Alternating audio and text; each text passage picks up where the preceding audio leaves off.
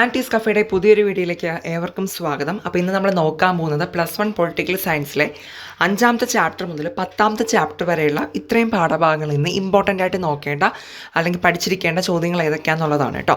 അപ്പോൾ ഇതൊരു കുട്ടി റിക്വസ്റ്റ് ഇട്ടത് കൊണ്ടാണ് നമ്മളിങ്ങനെ സെപ്പറേറ്റ്ലി ഇങ്ങനെ ഒരു വീഡിയോ ചെയ്യുന്നത്. ഓക്കെ, അപ്പോൾ നമുക്ക് 5ാമത്തെ അധ്യായം എന്ന് പറയുന്നതാണ് നിയമനിർമ്മാണ സഭ, ലെജിസ്ലേച്ചർ എന്ന് പറയുന്നത്. അപ്പോൾ ഈ ഒരു ചാപ്റ്ററിൽ നിന്ന് നമ്മൾ ആദ്യമേ പഠിക്കേണ്ട ഒരു കാര്യമാണ് രാജ്യസഭയും ലോകസഭയും തമ്മിലുള്ള കമ്പാരിസൺ. ഓക്കെ, രാജ്യസഭ എന്താണെന്നുള്ളത് അറിഞ്ഞിരിക്കണം, രാജ്യസഭയുടെ പ്രത്യേകതകൾ എങ്ങനെയാണെന്നുള്ളത് അറിഞ്ഞിരിക്കണം. അതുപോലെ തന്നെ നമ്മൾ എന്തും പഠിക്കണം, അതെ, ലോകസഭ എന്താണെന്നുള്ളത് നമ്മൾ പഠിച്ചിട്ടുണ്ടാവണം. ഓക്കെ, അപ്പോൾ നമ്മളിവിടെ ഈ ഒരു വീഡിയോയിൽ ഇമ്പോർട്ടൻ്റ് ആയിട്ടുള്ള ചോദ്യങ്ങൾ മാത്രമാണ് ഇങ്ങനെ പറഞ്ഞു പോകുന്നത്, അല്ലാതെ അത് എക്സ്പ്ലനേഷനിലോട്ടല്ല പോകുന്നത്.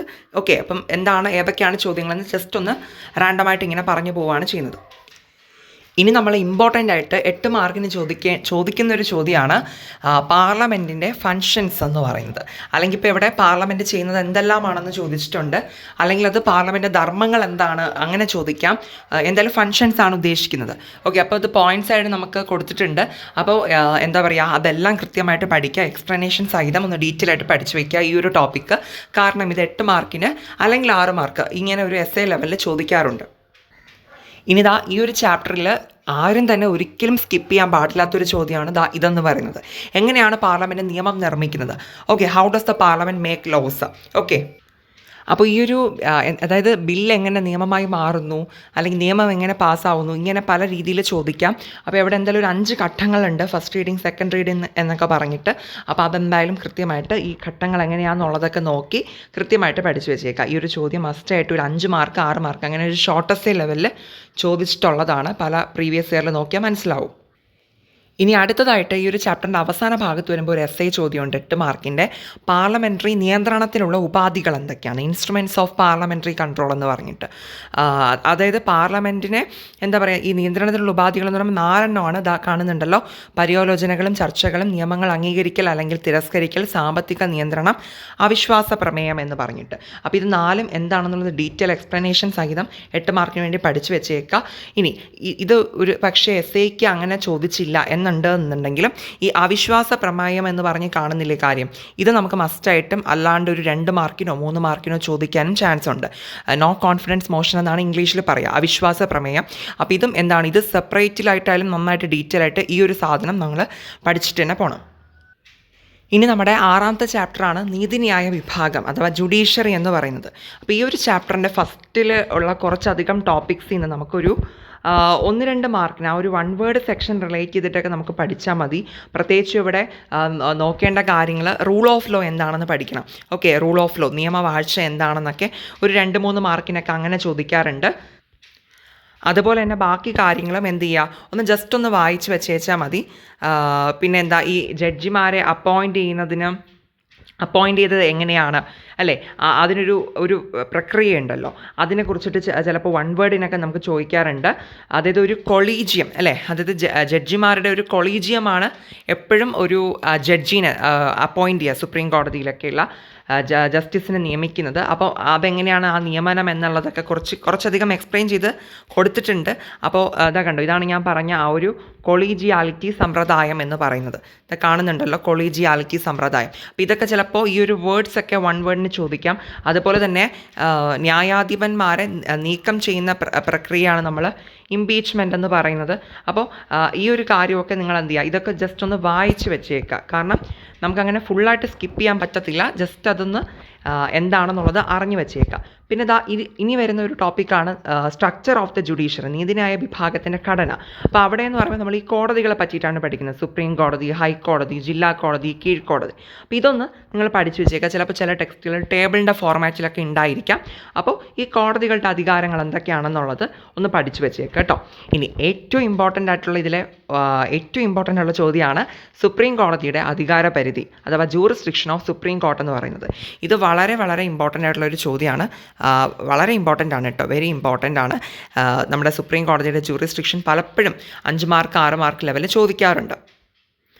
അപ്പോൾ അവിടെ നമുക്ക് എന്താ പറയുക പലതരത്തിലുള്ള അധികാര പരിധികൾ കാണാം. തനതധികാരങ്ങൾ, അപ്പീൽ അധികാരങ്ങളുണ്ട്, ഉപദേശാധികാരം, റിട്ടുകളുണ്ട്, അല്ലേ, പ്രത്യേക അധികാരങ്ങൾ, ഇങ്ങനെയൊക്കെ പറഞ്ഞിട്ട് ഇത് പല ടെക്സ്റ്റിന്, ഇതിപ്പോൾ NCERT ആണ്. അപ്പോൾ പല ടെക്സ്റ്റിലും പല ഫോർമാറ്റിലായിരിക്കും കൊടുത്തിട്ടുണ്ടാവുക. പക്ഷേ ടോപ്പിക് ഒന്നാണല്ലോ. അപ്പം നിങ്ങൾ ഈ ടോപ്പിക്ക് നോക്കുക, അതനുസരിച്ച് ആൻസർ കൃത്യമായിട്ട് പഠിക്കുക. കണ്ടൻറ് എല്ലാം ഒന്ന് തന്നെയാണ്, കൊടുത്തിട്ടുള്ള രീതി മാത്രമേ വ്യത്യാസം ഉണ്ടാവത്തുള്ളൂ. അത്രയേ ഉള്ളൂ. കണ്ടോ, original jurisdiction, appellated jurisdiction, writ jurisdiction ഉണ്ട്, അല്ലേ, അഡ്വൈസറി ജൂറിസ്ഡിക്ഷൻ ഉണ്ട്. ഇതൊക്കെയാണ് ഇംഗ്ലീഷിൽ പറയുമ്പോൾ. ഓക്കെ, അപ്പം നമ്മൾ അത്രയും കാര്യങ്ങൾ സബ് ഹെഡിങ്സും എക്സ്പ്ലനേഷൻ സഹിതം നമ്മൾ എന്ത് ചെയ്യുക, പഠിച്ചു വെച്ചേക്കുക. പിന്നെ ഇവിടെ 2 അനുച്ഛേദങ്ങൾ നിങ്ങൾ കാണുന്നുണ്ടോ? അനുച്ഛേദം 137 അതുപോലെ തന്നെ 144. ഇത് രണ്ടും നമുക്കൊരു 1 വേർഡിന് ഇതൊന്ന് വായിച്ച് വെച്ചേക്കുക. 1 വേർഡിന് നമുക്കിത് എന്ത് ചെയ്യാം, ചോദിക്കാൻ ചാൻസ് ഉണ്ട്. ഓക്കെ, അപ്പോൾ ജസ്റ്റ് എന്താണെന്നുള്ളത് ഒന്ന് അറിഞ്ഞു വയ്ക്കുക. ഇതിൽ ഏറ്റവും ഇമ്പോർട്ടൻറ്റ് ആ ജൂറിസ്ഡിക്ഷൻ ഓഫ് ദ സുപ്രീം കോർട്ടാണ് കേട്ടോ, നിയമപരിധി. ഓക്കെ, അധികാര പരിധി സുപ്രീം കോടതിയുടെ. ഇനി നിങ്ങൾ ഒരു 5 മാർക്ക് 6 മാർക്ക് ഷോർട്ടസ്റ്റ് ആയിട്ട് തന്നെ വീണ്ടും ചോദിക്കുന്നൊരു ചോദ്യമാണ് ജുഡീഷ്യൽ ആക്ടിവിസം എന്ന് പറയുന്നത്. അപ്പോൾ ജുഡീഷ്യൽ ആക്ടിവിസം, പൊതു താല്പര്യ ഹർജി എന്നൊക്കെ നമ്മൾ പറയാറുണ്ട്. അപ്പോൾ അതെന്താണെന്നുള്ളത് ജസ്റ്റ് എന്താണ് കാര്യങ്ങളെന്നൊന്ന് അറിഞ്ഞു വെക്കുക. അത് നമുക്ക് ചോദിക്കാറുണ്ട് ഇടയ്ക്കൊക്കെ കേട്ടോ. ഇനി ഈ ഒരു ചാപ്റ്ററിൽ വരുന്നൊരു ചോദ്യമാണ് ജുഡീഷ്യൽ റിവ്യൂ. ഓക്കെ, അപ്പോൾ ഈ ജുഡീഷ്യൽ റിവ്യൂ എന്താണെന്നുള്ളത് കൂടി ഒന്ന് അറിഞ്ഞു വെക്കുക. അത് 2-3 മാർക്കിന് ചോദിക്കാറുണ്ട്.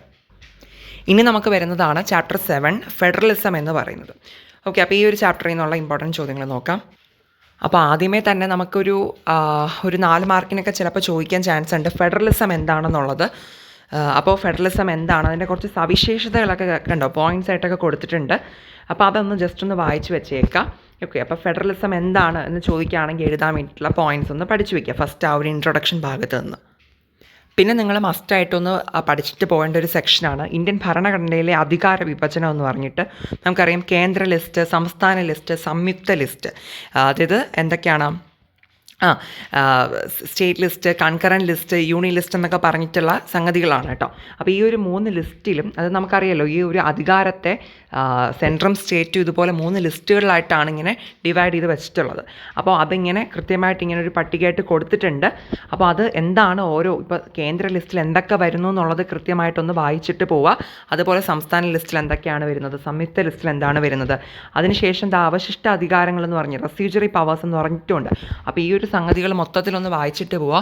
ഇത് നമുക്ക് 1 വേർഡിന് ചോദിക്കും. ഇപ്പോൾ ഇതിലേതെങ്കിലും, ഇപ്പോൾ ഒരു ഫോർ എക്സാമ്പിൾ ഇപ്പോൾ പ്രതിരോധം എന്തിലാണുള്ളത്, പ്രതിരോധം ഏത് ലിസ്റ്റിൽ ഉൾപ്പെടുന്നു എന്ന് പറഞ്ഞിട്ട് ചോദിക്കും. അപ്പോൾ നമുക്കവിടെ എഴുതാൻ പറ്റണം കേന്ദ്ര ലിസ്റ്റാണ്. അതുപോലെ ഇതിൽ നിന്ന് ഏത് വേണമെങ്കിലും ചോദിക്കാം. ഓക്കെ, അതുകൊണ്ട് തന്നെ ഇതെല്ലാം ഒന്ന് വായിച്ച് മനസ്സിലാക്കി വെച്ചിട്ട് പോവുക. കാരണം ഇതിൽ നിന്ന് എവിടെ നിന്ന് വേണോ നമുക്ക് ചിലപ്പോൾ 1 വേർഡിനടുത്ത് ചോദ്യം ചോദിക്കാം. ഓക്കെ, ഇനി നിങ്ങൾ ഈ ഒരു ചാപ്റ്ററിൽ നിന്ന് ഒരിക്കലും സ്കിപ്പ് ചെയ്യാൻ പാടില്ലാത്തൊരു എസ്സേ ചോദ്യം, 8 മാർക്കിൻ്റെ ചോദ്യമാണ് ഇന്ത്യൻ ഫെഡറൽ വ്യവസ്ഥയിലെ സംഘർഷങ്ങൾ, കോൺഫ്ലിക്ട്സ് ഇൻ ഇന്ത്യൻ ഫെഡറലിസം എന്ന് പറയുന്നത്. അപ്പോൾ ഇത് നമ്മുടെ എസ്സേ ചോദ്യമാണ്. ഓക്കെ, അപ്പോൾ ഇത് കൃത്യമായിട്ട് എല്ലാവരും പഠിച്ചിട്ട് പോവുക. ഇതിൽ ആദ്യം ഒരു 4 സബ് ടോപ്പിക്കുകളുണ്ട് കേട്ടോ. അതിൽ ഒന്നാമത് വരുന്നതാണ് കേന്ദ്ര സംസ്ഥാന ബന്ധങ്ങൾ, സെൻട്രൽ സ്റ്റേറ്റ് റിലേഷൻ എങ്ങനെയാണെന്നുള്ളത് പറയുന്നുണ്ട്. എക്സ്പ്ലനേഷൻസ് എല്ലാം ഇമ്പോർട്ടൻ്റ് ആണ്. രണ്ടാമത് വരുന്നതാണ് സ്വയം ഭരണത്തിനുള്ള അവകാശങ്ങൾ, ഡിമാൻഡ്സ് ഫോർ ഓട്ടോണമി. അപ്പോൾ അത് എക്സ്പ്ലനേഷൻ സഹിതം അത് വായിച്ചിട്ട് പോകണം. അതുപോലെ മൂന്നാമത്തെ ഒരു സബ് ടോപ്പിക്കാണ് രാഷ്ട്രപ്രതിഭരണവും ഗവർണർമാരുടെ പങ്കും, role of governors and president's rule. ഇത് വരുന്നുണ്ട്. അപ്പോൾ അതെന്ത് ചെയ്യുക, അത് നിങ്ങൾ കൃത്യമായിട്ട് പഠിച്ചിട്ട് പോവുക. ഒത്തിരി ഉണ്ട്. ഇനി നാലാമത് വരുന്നതാണ് പുതിയ സംസ്ഥാനങ്ങൾക്കായുള്ള അവകാശങ്ങൾ, ഡിമാൻഡ്സ് ഫോർ ന്യൂ സ്റ്റേറ്റ്സ്. അപ്പോൾ ഇതെന്ത് ചെയ്യണമെന്ന് ചോദിച്ചെങ്കിൽ ഇത് ഒരുപാട് കടൽ പോലെ കിടക്കുന്നുണ്ട്. അപ്പോൾ എന്ത് ചെയ്യുക, ഇത് കൃത്യമായിട്ടെല്ലാം ഒന്ന് വായിച്ച് മനസ്സിലാക്കുക, ആശയം മനസ്സിലാക്കി സ്വന്തം സെൻറ്റൻസിൽ എഴുതാനായിട്ട് ശ്രമിക്കുക കേട്ടോ. ഇത് പ്രത്യേകിച്ച് ഈ ക്രിസ്മസ് എക്സാമിനൊക്കെ വളരെയധികം ഇമ്പോർട്ടൻ്റ് ആയിട്ടുള്ള ഒരു എസ്സേ ആണ്, conflicts in India's federal system എന്നൊക്കെ പറയുന്നത്. ഓക്കെ, അപ്പം അതായത് ഇന്ത്യൻ ഫെഡറൽ സമ്പ്രദായത്തിലെ സംഘർഷങ്ങൾ, ഈ 4 സബ് ടോപ്പിക്കുകളാണ് നമ്മളവിടെ കൊടുക്കേണ്ടത്. അതിൻ്റെ എക്സ്പ്ലനേഷൻ സഹിതം നമ്മൾ എഴുതുക, അത്രയേ ഉള്ളൂ. ഇനി നമുക്ക് വരുന്ന 8ാമത്തെ ചാപ്റ്ററാണ് പ്രാദേശിക ഗവൺമെൻറ്, ലോക്കൽ ഗവൺമെൻറ് എന്ന് പറയുന്നത്. അപ്പോൾ ഈ ഒരു ചാപ്റ്റർ നിങ്ങൾ സ്കൂളിലൊക്കെ പഠിപ്പിച്ചപ്പോൾ ജസ്റ്റെങ്കിലും ഒന്ന് ശ്രദ്ധിച്ചിട്ടുള്ളവർക്കറിയാം ഈ ഒരു ചാപ്റ്ററിൽ ഏറ്റവും പ്രധാനമാണ് 73ഉം 74ഉം ഭേദഗതികളെന്ന് പറയുന്നത്, 73rd 74th അമെൻമെൻറ്റ്സ്. ഇത് 8 മാർക്കിന് എസ്സേക്ക് ചോദിക്കുന്നതാണ് കേട്ടോ. അഥവാ 8 മാർക്കിന് നിങ്ങൾക്ക് ചോദിച്ചില്ല എന്നുണ്ടെങ്കിൽ ഉറപ്പായിട്ടും പബ്ലിക് എക്സാമിന് തന്നെ 6 മാർക്കിനെങ്കിലും ചോദിക്കും. മോസ്റ്റ് പ്രോബബ്ലി 8 മാർക്ക് അല്ലാന്നുണ്ടെങ്കിൽ 6 മാർക്ക്.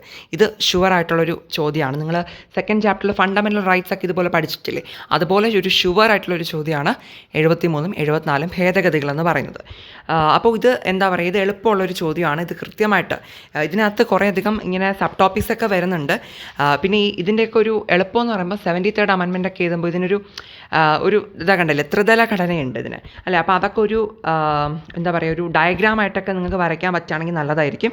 പിന്നെ തെരഞ്ഞെടുപ്പുകൾ അവിടെ വരണം, സംവരണത്തെക്കുറിച്ച് വരണം, വിഷയങ്ങളുടെ കൈമാറ്റം അവിടെ വരണം അല്ലേ. ഇതുപോലുള്ള സബ് ടോപ്പിക്കുകളെല്ലാം ഇൻക്ലൂഡ് ചെയ്ത് കഴിഞ്ഞാൽ നമുക്ക് എസ് എക്ക് ഫുൾ മാർക്ക് കിട്ടും. സംസ്ഥാന തെരഞ്ഞെടുപ്പ് കമ്മീഷന്മാരുണ്ട്, സംസ്ഥാന ധനകാര്യ കമ്മീഷനെ പറ്റിയിട്ടുണ്ട്. ഓക്കെ, ഞാനിത് ഓടിച്ചു പോവുകയാണ്. നിങ്ങളെന്താ ഈ ഒരു ചാപ്റ്റർ തുറക്കുമ്പോൾ തന്നെ നിങ്ങൾക്ക് ഈ ഒരു 73rd ആ ഒരു ടോപ്പിക് എടുക്കുമ്പോൾ തന്നെ ഈ സബ് ടോപ്പിക്സ് എല്ലാം കാണാൻ പറ്റും. അതെല്ലാം കൃത്യമായിട്ട് വായിച്ച് പഠിച്ചിട്ട് പോവുക. അതെല്ലാം എഴുതിയാൽ തന്നെയാണ് നമുക്ക് 8 മാർക്ക് കിട്ടത്തുള്ളൂ. ഇപ്പോൾ 6 മാർക്കിനാണെങ്കിൽ കൂടി നമ്മൾ അത്ര എഴുതുക തന്നെ വേണം, സബ് ടോപ്പിക്സ് എല്ലാം വേണം. പക്ഷേ എക്സ്പ്ലനേഷൻ കുറച്ച് എഴുതിയാൽ മതിയാവും 8 മാർക്കിനെ അപേക്ഷിച്ച് പറയുമ്പോൾ. ഇനി അതുപോലെ 74 ഭേദഗതി എന്ന് പറയുമ്പോൾ നമുക്ക് കുറച്ച് തന്നെയാണുള്ളത്. പിന്നെ ഇതിൻ്റെ ഒരു കാര്യം നമ്മൾ ശ്രദ്ധിക്കേണ്ടത്, ചിലപ്പോൾ ഇതിനെ ഒരു വിമർശനാത്മകമായിട്ടൊക്കെ എസ് എഴുതാൻ വേണ്ടിയിട്ട് ചോദിക്കാറുണ്ട്. എന്ന് പറയുമ്പോൾ ഈ 73, 74 ഭേദഗതി വന്നിട്ടും ഇതിന് കുറച്ച് ഒരു എന്താ പറയുക വിമർശനങ്ങളുണ്ട്, മനസ്സിലായി. ഇപ്പോൾ പ്രത്യേകിച്ച് ഒരു എക്സാമ്പിൾ പറയുകയാണെങ്കിൽ സ്ത്രീകൾക്കൊക്കെ സംവരണം കൊടുക്കുന്നത് ഈ ഒരു അമെൻമെൻറ്റിലൂടെയാണല്ലോ. അതിൻ്റെ ഏറ്റവും വലിയൊരു നേട്ടമാണ്. പക്ഷേ എന്നിരുന്നാലും സ്ത്രീകൾക്ക് കൃത്യമായിട്ട് അവർക്ക് അവരുടെ അധികാരം യൂസ് ചെയ്യാനായിട്ട് പറ്റിയിട്ടുണ്ടായിരുന്നില്ല പല സന്ദർഭങ്ങളിലും, മനസ്സിലായോ. പ്രത്യേകിച്ചും സ്ത്രീ ഒരു പദവിയിൽ ഇരിക്കുന്നുണ്ടെങ്കിലും മിക്കവാറും ചിലപ്പോൾ വേറൊരു പുരുഷൻ പറയുന്നത് കേട്ടായിരിക്കും ഭരണം മുന്നോട്ട് കൊണ്ടുപോകേണ്ടി വരും. അപ്പോൾ അതൊക്കെ ഒരു വിമർശനങ്ങളാണ്. അപ്പോൾ ആ ഒരു ടോപ്പിക്ക് കംപ്ലീറ്റ് ആയിട്ട് വായിച്ചിട്ട് തന്നെ നിങ്ങൾ എക്സാമിന് പോകണം. ഇനി വരുന്നതാണ് നമ്മുടെ 9ാമത്തെ ചാപ്റ്റർ, ഭരണഘടന ഒരു സജീവ പ്രമാണം എന്ന നിലയിൽ, constitution as A living document. ഈ ഒരു ചാപ്റ്ററിൽ നിന്ന് ഏറ്റവും ഇമ്പോർട്ടൻ്റ് ആയിട്ട് ചോദിക്കുന്ന ഒരു ചോദ്യമാണ്, അതായത് ഒരു 5-6 മാർക്കിന് ഷോർട്ടസ്റ്റ് ആയിട്ട് ചോദിക്കുന്ന ഒരു ചോദ്യമാണ്, ഭരണഘടന എങ്ങനെയാണ് ഭേദഗതി ചെയ്യുന്നത്. Okay, how to amend the constitution. അപ്പോൾ നമ്മൾ ഈ അമെൻമെൻ്റ് എന്ന് പറയുന്ന ഭേദഗതിയാണല്ലോ, അതായത് ഭരണഘടനയിൽ എന്തെങ്കിലും മാറ്റം വരുത്തലാണ് ഈ ഭേദഗതി എന്ന് പറഞ്ഞ് ഉദ്ദേശിക്കുന്നത്. അപ്പോൾ അതിന് പ്രത്യേകിച്ചും ഒരു 3 മെത്തേഡ് അവിടെ പറയുന്നുണ്ട് നമ്മുടെ ടെക്സ്റ്റ് ബുക്കിൽ. അപ്പോൾ ആ 3 മെത്തേഡും ഏതാണെന്നും അവിടെ നമ്മൾ പറയണം. അതുപോലെ അതിൻ്റെ എക്സ്പ്ലനേഷൻ എഴുതിയാലാണ് നമുക്ക് ഫുൾ മാർക്ക് ഈ ഒരു ടോപ്പിക്കിൽ നിന്ന് കിട്ടത്തുള്ളൂ കേട്ടോ. അപ്പോൾ അതിൽ 1ാമത്തെ മെത്തേഡാണ് പ്രത്യേക ഭൂരിപക്ഷം, സ്പെഷ്യൽ മെജോറിറ്റീനെ കുറിച്ചിട്ട് നമ്മളവിടെ എഴുതേണ്ടതുണ്ട്. അതുപോലെ തന്നെ ഇതാ നോക്കൂ, സംസ്ഥാനങ്ങളുടെ അംഗീകാരം അവിടെ വരണം അല്ലേ. പിന്നെ അതുപോലെ തന്നെ സിമ്പിൾ മെജോറിറ്റി ഉണ്ട്, കേവല ഭൂരിപക്ഷവും ഉണ്ട്. ഓക്കെ, അപ്പോൾ ഇത് 3 വെച്ചിട്ട് വേണം നമ്മളവിടെ ആൻസർ എഴുതാൻ വേണ്ടിയിട്ട്. അപ്പോൾ ഇതാണ് ഇതിൽ നിന്ന് ഏറ്റവും റിപ്പീറ്റ് ചെയ്ത് ചോദിച്ച് കണ്ടിട്ടുള്ള ഒരു ഇമ്പോർട്ടൻറ്റ് ചോദ്യം എന്ന് പറയുന്നത്. പിന്നെ രണ്ടാമതായിട്ട് ഈ ഒരു ചാപ്റ്ററിൽ നിന്ന് പഠിക്കേണ്ട ഒരു സാധനമാണ് അടിസ്ഥാന ഘടനയും ഭരണഘടനയുടെ പരിണാമവും, ബേസിക് സ്ട്രക്ചർ. ഓക്കെ, അപ്പോൾ ഈ കോൺസ്റ്റിറ്റ്യൂഷൻ്റെ ബേസിക് സ്ട്രക്ചറിൻ്റെ കുറച്ച് എന്താ പറയുക, അതായത് ഈ അടിസ്ഥാന ഘടനയ്ക്കകത്ത് ഇൻക്ലൂഡ് ചെയ്തിട്ടുള്ള കുറച്ച് കാര്യങ്ങളുണ്ട്. ഓക്കെ, അപ്പോൾ ഈ ഒരു സെക്ഷൻ നിങ്ങളൊന്ന് വായിച്ചിട്ട് പോകണം. ഇതെന്ന് പറയുമ്പോൾ അതെന്താണ് അടിസ്ഥാന ഘടന എന്നുള്ളത് മനസ്സിലാക്കുക. അതോടൊപ്പം ഇതിൽ ഏറ്റവും ഇമ്പോർട്ടൻ്റ് ആയിട്ട് വരുന്നൊരു സംഭവമാണ് കേശവാനന്ദ ഭാരതി കേസിൻ്റെ ഒരു റോള്. ഓക്കെ, അപ്പോൾ നിങ്ങളത് കേട്ടിട്ടുണ്ടാവാം. അപ്പോൾ അതെന്താണെന്നുള്ളത് ഒന്ന് ജസ്റ്റ് ഒന്ന് പഠിച്ചിട്ട് പോകണം. പക്ഷേ ഇതിൽ ഏറ്റവും ഇമ്പോർട്ടൻ്റ് ഈ ഒരു 9ാമത്തെ പാഠത്തിൽ നിന്ന് റിപ്പീറ്റ് ചെയ്ത് ചോദിച്ചിട്ടുള്ളത് ആ ഒരു അമെൻമെൻറ്റിൻ്റെ ചോദ്യമാണ് കേട്ടോ. ഓക്കെ, ഇനി ഇതിൽ ഒരു ഇമ്പോർട്ടൻറ്റ് 1 വേർഡ് ഉണ്ട്. ഇത് ഒരു എന്താ പറയുക, കുറേ പാരഗ്രാഫുകൾ ഇടയിൽ കിടക്കുന്നതുകൊണ്ടാണ് ഇങ്ങനെ സെപ്പറേറ്റിലൊന്ന് എഴുതി കാണിക്കുന്നത്. അതായത് ചോദ്യം ഇങ്ങനെയാണ്, മോസ്റ്റ് കോൺട്രവേഴ്സ്യൽ അമെൻമെൻറ്റ്, അല്ലെങ്കിൽ കൂടുതൽ വിവാദങ്ങൾക്കും തർക്കങ്ങൾക്കും ഇടയാക്കിയ ഒരു ഭേദഗതി എന്താണെന്നുള്ളത്. അതാണ് നമ്മുടെ 42nd അമെൻമെൻറ്റ്. 42ാമത്തെ ഭേദഗതിയാണ് കൂടുതലും വിവാദങ്ങൾക്ക് അല്ലേ, കോൺട്രവേഴ്സ്യൽ ആയിട്ടുള്ള ഒരു അമെൻമെൻറ്റ് എന്ന് പറയുന്നത്. അത് ഇടയ്ക്കൊക്കെ ഇങ്ങനെ 1 വേർഡായിട്ട് ചോദിച്ച് കണ്ടിട്ടുണ്ട് കേട്ടോ. അപ്പോൾ അതുകൊണ്ട് ഇത്രയും കാര്യങ്ങളാണ് ഈ ഒരു ചാപ്റ്ററിൽ നിന്ന് പഠിക്കേണ്ടത്. ഇനി നമുക്ക് വരുന്ന 10ാമത്തെ ചാപ്റ്ററിൽ ഭരണഘടനയുടെ തത്വശാസ്ത്രം, ഫിലോസഫി ഓഫ് ദ കോൺസ്റ്റിറ്റ്യൂഷൻ അല്ലേ, ഇതിലുള്ള ഒരു ഇമ്പോർട്ടൻറ്റ് ചോദ്യം നമുക്ക് നോക്കാം. ഇതിൽ ഏറ്റവും പ്രധാനപ്പെട്ട ഒറ്റ ചോദ്യം തന്നെയാണുള്ളത്, എന്താണ് നമ്മുടെ ഭരണഘടനയുടെ രാഷ്ട്രീയ തത്വശാസ്ത്രം, what is the political philosophy of our constitution. ഇത് 8 മാർക്കിൻ്റെ essay ചോദ്യമാണ്. പബ്ലിക് എക്സാമിന് ഉൾപ്പെടെ 8 മാർക്കിന് ചോദിക്കാൻ ചാൻസ് ഉള്ള ഒരു ചോദ്യമാണ് കേട്ടോ. അപ്പോൾ ഈ ഒരു ചാപ്റ്റർ പഠിക്കുമ്പോൾ നിങ്ങൾ ഈ ഒരു essay പഠിച്ചില്ല എന്നുണ്ടെങ്കിൽ പിന്നെ ഇതിൽ നിന്ന് വേറെ ഒന്നും പഠിച്ചിട്ട് കാര്യമില്ല. അതുകൊണ്ട് തന്നെ ഈ ഒരു essay നമ്മൾ ആദ്യം തന്നെ നിങ്ങൾ എന്ത് ചെയ്യുക, സെറ്റ് ചെയ്ത് വയ്ക്കണം. കാരണം അതാണ് ഏറ്റവും റിപ്പീറ്റ് ചെയ്ത് ചോദിച്ചിട്ടുള്ളൊരു ചോദ്യം. essay പഠിക്കുമ്പോൾ തന്നെ ഇതിനകത്ത് ഒരുപാട് സബ് ടോപ്പിക്കുകളുണ്ട്, അതും അതിൻ്റെ എക്സ്പ്ലനേഷൻസും പഠിക്കും. ഒന്നാമത്തെ ഇതാണ് വ്യക്തി സ്വാതന്ത്ര്യം, ഇൻഡിവിജ്വൽ ഫ്രീഡം എന്താണെന്നുള്ളത് പഠിക്കണം. ഓക്കെ, ഇനി സാമൂഹ്യ നീതി, സോഷ്യൽ ജസ്റ്റിസ് എന്താണെന്നുള്ളത് പഠിക്കണം. ഓക്കെ, ഇതൊക്കെ പൊളിറ്റിക്കൽ ഫിലോസഫികളാണ് കേട്ടോ. വൈവിധ്യങ്ങളെ, ന്യൂനപക്ഷ അവകാശങ്ങളെ ബഹുമാനിക്കൽ, respect for diversity and minority rights, അത് 3ാമത്തെ സബ് ടോപ്പിക്കാണ്. 4ാമത്തെ ഒന്നാണ് മതേതരത്വം, സെക്യുലറിസം എന്ന് പറയുന്നത്. ഇനി 5ാമത്തേതാണ് സാർവത്രിക വോട്ടവകാശം, യൂണിവേഴ്സൽ അഡൽട്ട് ഫ്രാഞ്ചൈസ്, നമ്മുടെ വോട്ടവകാശം, അതിനെക്കുറിച്ചൊന്ന് നോക്കണം. ഫെഡറലിസം എന്താണെന്നുള്ളത് നോക്കണം. ഓക്കെ, ദേശീയ തത്വം, ദേശീയ സ്വത്വം, നാഷണൽ ഐഡൻറ്റിറ്റി എന്താണെന്നുള്ളത് പഠിക്കണം. പിന്നെ എന്താണ്, അതെ, ഇത്രയും കാര്യങ്ങൾ, നാഷണൽ ഐഡൻറ്റിറ്റി വരെയുള്ള കാര്യങ്ങൾ. ഓക്കെ, അപ്പോൾ ഏകദേശം നമ്മളൊരു 1 2 3 4 5 6 7 കാര്യങ്ങൾ പറഞ്ഞു. ഈ 7 സംഭവങ്ങളുമാണ് നമ്മുടെ പൊളിറ്റിക്കൽ ഫിലോസഫി എന്ന് പറയുന്നത്, തത്വശാസ്ത്രങ്ങൾ എന്ന് പറയുന്നത്. അപ്പോൾ അതുകൊണ്ടാണ് ഞാനിതിപ്പോൾ ഓടിച്ചാണ് ഇങ്ങനെ കാണിച്ചു തന്നത്. അപ്പോൾ നിങ്ങൾ എന്ത് ചെയ്യുക, അതൊന്ന് ജസ്റ്റ് ഒന്ന് മനസ്സിലാക്കാൻ വേണ്ടിയിട്ടാണ് പെട്ടെന്ന് പറഞ്ഞു പോയത്. നിങ്ങൾ കൃത്യമായിട്ട് ഈ ഒരു എസ്സേ പഠിക്കുക. പൊളിറ്റിക്കൽ ഫിലോസഫി ഓഫ് ദ കോൺസ്റ്റിറ്റ്യൂഷനാണ്, രാഷ്ട്രീയ തത്വശാസ്ത്രം. അതിനകത്ത് വരുന്ന 7 പോയിൻറ്റുകളാണ് നമ്മളിപ്പോൾ പെട്ടെന്ന് ഇങ്ങനെ കണ്ടുപോയത്. ഇത് പോയിന്റ്സ് മാത്രം പഠിച്ചാൽ പോരാ, അതിൻ്റെ എക്സ്പ്ലനേഷൻ സഹിതം പഠിക്കുക. നേരത്തെ പറഞ്ഞ പോലെ തന്നെ വായിച്ച ആശയം മനസ്സിലാക്കുക, സ്വന്തം സെൻറ്റൻസിൽ ഇത് അത്രയും നടക്കത്തുള്ളൂ കേട്ടോ. ഇനി നമുക്ക് വരുന്ന ഈ ഒരു ചാപ്റ്ററിന് പിന്നെ നിങ്ങൾ ഇമ്പോർട്ടൻ്റ് ആയിട്ട് പഠിക്കേണ്ട രണ്ടാമത്തെ ചോദ്യമാണ് ഭരണഘടന നേരിട്ടിട്ടുള്ള വിമർശനങ്ങൾ. അതായത് നമ്മളിപ്പോൾ ഫസ്റ്റ് ചാപ്റ്റർ മുതലേ പൊളിറ്റിക്കൽ സയൻസ് പഠിക്കുമ്പോൾ നമ്മുടെ ഭരണഘടന എന്ന് പറയുന്നത് നമ്മളിപ്പോൾ ബൈബിളൊക്കെ പോലെ അത്രയും ഒരു എന്താ പറയുക, അത്രയും നമ്മൾ റെസ്പെക്റ്റ് കൊടുക്കുന്നൊരു സംഭവമാണ് അല്ലേ, അത്രയും എന്താ പറയുക, അത്രയും ഒരു വലിയൊരു സംഭവമാണത് ഭരണഘടന എന്ന് പറയുന്നത്. നമ്മുടെ രാജ്യം അത്രയും എന്താ പറയുക എഫിഷ്യൻ്റായിട്ട് പോകാനുള്ള എല്ലാ കാര്യങ്ങളും എല്ലാം ഭരണഘടനയ്ക്കകത്തല്ലേ ഉള്ളത്. അപ്പം അത്രയും ഒരു വലിയൊരു കാര്യം തന്നെയാണ്. പക്ഷേ എങ്കിലും നമ്മുടെ ഭരണഘടനയ്ക്കെതിരായിട്ട് കുറച്ച് വിമർശനങ്ങൾ ഉയർന്നു വന്നിട്ടുണ്ട്. ഓക്കെ, അപ്പോൾ ആ ക്രിറ്റിസിസംസ് എന്തൊക്കെയാണെന്നാണ് ഈ ഒരു ചാപ്റ്ററിൻ്റെ അവസാന ഭാഗത്ത് കൊടുത്തിട്ടുള്ളത്. അപ്പോൾ ആ ക്രിറ്റിസിസംസ് എന്താണ്, വിമർശനങ്ങൾ എന്താണെന്നുള്ളത് കുറച്ച് പോയിന്റ് വൈസായിട്ട് നിങ്ങൾ എന്ത് ചെയ്യുക, പഠിച്ചിട്ട് പോവുക കേട്ടോ. അത് നമുക്കൊരു 5 മാർക്ക് 4 മാർക്ക് ആ ഒരു റേഞ്ചിനൊക്കെ നമുക്ക് ചോദിക്കാറുണ്ട് ക്രിറ്റിസിസംസ്. ഓക്കെ, വിമർശനങ്ങൾ ചോദിക്കാറുണ്ട്. അപ്പോൾ എന്താ പറയുക, അത് ഒന്ന് ഡീറ്റെയിൽ ആയിട്ടൊന്ന് വായിച്ചിട്ട് പോവാം.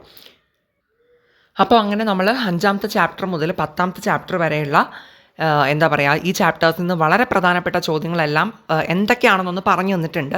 അപ്പം നിങ്ങൾ ശ്രദ്ധിക്കേണ്ട കാര്യം, ഇത് ഏറ്റവും ഇമ്പോർട്ടൻ്റ് ആയിട്ട് ഇപ്പം പ്രീവിയസ് ഇയറിലൊക്കെ കുറേ കൂടി റിപ്പീറ്റ് ചെയ്ത് കണ്ടിട്ടുള്ള ചോദ്യങ്ങളാണ്. അങ്ങനെയുള്ള ചോദ്യങ്ങളാണ് ഇവിടെ സെലക്ട് ചെയ്ത് ഞാൻ പറഞ്ഞു തന്നിട്ടുള്ളത് അല്ലേ. അപ്പം നമ്മൾ എന്താ പറയുക, നമുക്ക് ടൈം ഉണ്ടെന്നുണ്ടെങ്കിൽ ഉറപ്പായിട്ട് നമ്മൾ ചാപ്റ്റർ ഫുള്ളി ഒന്ന് കവർ ചെയ്ത് ഓടിച്ചെങ്കിലും വായിച്ചിട്ട് തന്നെ നമ്മൾ എക്സാമുകൾ അറ്റൻഡ് ചെയ്യാൻ വേണ്ടിയിട്ട് ശ്രമിക്കുക കേട്ടോ. ഓക്കെ, പക്ഷേ നിങ്ങൾ ശ്രദ്ധിക്കേണ്ട കാര്യം, നിങ്ങൾ ഈ ചാപ്റ്റേഴ്സ് പഠിക്കുമ്പോൾ ഞാൻ പറഞ്ഞ ഇവിടെ ഈ ഒരു വീഡിയോയിൽ പറഞ്ഞ ചോദ്യങ്ങൾ പഠിച്ചിട്ടുണ്ടോ എന്നുള്ളത് എന്ത് ചെയ്യുക, ഉറപ്പ് വരുത്തുക. അതായത് ഈ ഒരു ചാപ്റ്റേഴ്സ് പഠിക്കുമ്പോൾ ഞാനിവിടെ ഡിസ്കസ് ചെയ്ത ചോദ്യങ്ങൾ പഠിക്കാണ്ട് നിങ്ങൾ പോകരുത്, അത്രയേ ഉള്ളൂ. ഓക്കെ, അല്ലാതെ ഇത് മാത്രം പഠിക്കണമെന്നല്ല ഞാൻ പറയുന്നത്.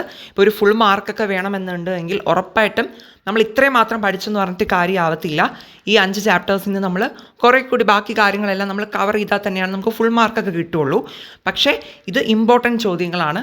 ഓക്കെ, ഇത് കളഞ്ഞിട്ട് നിങ്ങൾ വേറെ ഒന്നും പഠിക്കാനും പോവല്ലേ, അത്രയേ ഉള്ളൂ. ഓക്കെ, അപ്പം ഞാൻ പറയുന്നത് ഇത് നന്നായിട്ട് മുൻതൂക്കം കൊടുത്ത് പഠിക്കുന്നതിനോടൊപ്പം തന്നെ ബാക്കിയുള്ള കാര്യങ്ങൾ ജസ്റ്റ് ഒന്ന് വായിക്കാൻ പറ്റുകയാണെങ്കിൽ അത്രയും ബെറ്റർ ആയിട്ടുള്ള മാർക്ക് നിങ്ങൾക്ക് കിട്ടും, അത്രയേ ഉള്ളൂ. ഇതിനൊരിക്കലും മിസ് ഔട്ടാക്കി കളയാനും പാടില്ല. ഓക്കെ, അപ്പോൾ ഇനി എന്തെങ്കിലും ഡൗട്ട്സ് ഉണ്ടെങ്കിൽ എന്താ പറയുക കമൻറ്റിൽ അറിയിക്കുക. പിന്നെ ഞാൻ കുറച്ച് ലാഗ് ആവുന്നുണ്ട് വീഡിയോസ് ഇടാൻ വേണ്ടിയിട്ട്. എനിക്ക് കുറച്ച് എക്സാമിൻ്റെ തിരക്കും ഒത്തിരി ആയിട്ട് ആയതുകൊണ്ടാണ്. നോക്കട്ടെ, മാക്സിമം ഫാസ്റ്റായിട്ട് വീഡിയോസൊക്കെ ചെയ്യാൻ ശ്രമിക്കാം കേട്ടോ. ഓക്കെ, അപ്പോൾ അത്രയേ ഉള്ളൂ. Thank you.